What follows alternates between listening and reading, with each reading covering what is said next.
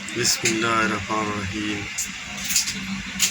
नहमदुहु व सल्ली अला रसूलिल करीम। पवित्र रमजाনের আজকে 28তম দিন। রমজান মাস আমাদের থেকে বিদায় নিচ্ছে। আগামী এক বছর হয়তো বা আবার পুনরায় কেউ পাবো কেউ পাবো না, এইভাবেই আমাদের রমজান আমাদের কাছে আসবে। গত বছর আমরা অনেককে নিয়ে রমজান পালন করেছি, এই বছর আর তাদেরকে আমরা পাইনি। কিন্তু রমজানের পরবর্তীতে যখন আমরা খাবার দাবার ইত্যাদি নিয়ে থাকবো, সেই সংক্রান্ত ব্যাপারে আমরা আজকে কিছু দিক নির্দেশনা দেওয়ার চেষ্টা করি।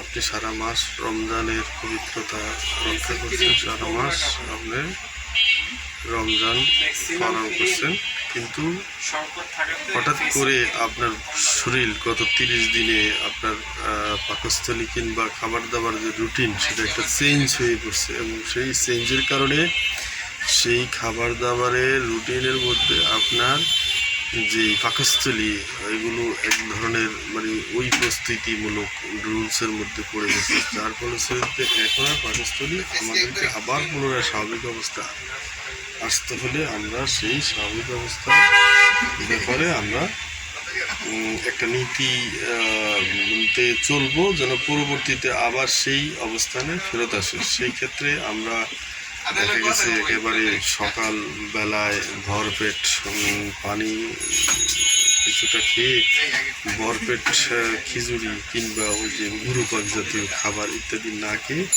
হালকা সেমাই তৈরি মিষ্টান্ন খাওয়ার পরে আমরা সেখানে আপনার দই চিরা ইত্যাদি জাতীয় ফল ফ্রুটস আস্তে আস্তে আস্তে আস্তে খেয়ে খেয়ে আমরা সেখানে আমাদের পাকিস্তানি প্রতি ওই আগের নীতির যে অভ্যস্ততা, সেখানে নিয়মে আমরা চেষ্টা করব, যেমন ঝাল চুকা এবং গুরুপাক জাতীয় খাবার সেটা বডিতে অ্যাডজাস্ট হওয়ার সময় পর্যন্ত আমরা অপেক্ষা করব। এইভাবে আমরা বাকিটা সময় একটা সময় আমাদের এই পাকস্থলী তার নির্ধারিত নিয়মের বা খাবার দাবারের নীতিতে চলে আসবে।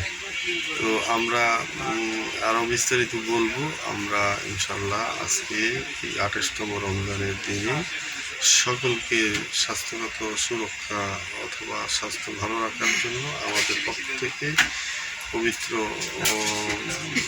রমজানের শেষ পর্যন্ত পালনের জন্য আল্লাহ যেন সবাইকে সামর্থ্য দেয় এবং সকলের স্বাস্থ্য সুরক্ষা থাকে, এই কামনা করে বিদায় নিলাম। আসসালামু আলাইকুম ওয়া রাহমাতুল্লাহ।